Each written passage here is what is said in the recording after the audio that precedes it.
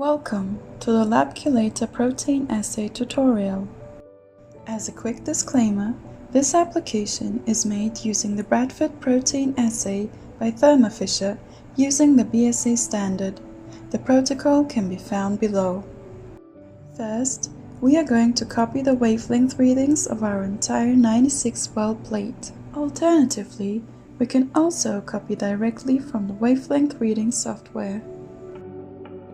Next, we will simply paste all our data to the Labculator application.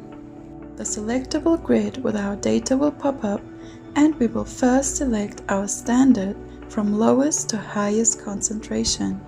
Now, we switch over to the sample side and select our samples.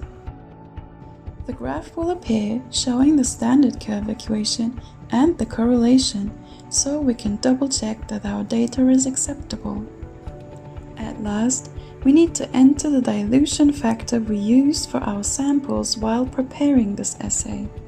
The final output will give us a protein concentration in micrograms per microliter, which then can be used for further analyses like for Western blot or ELISA. Thank you for listening, and feel free to reach out for any concerns or feedback.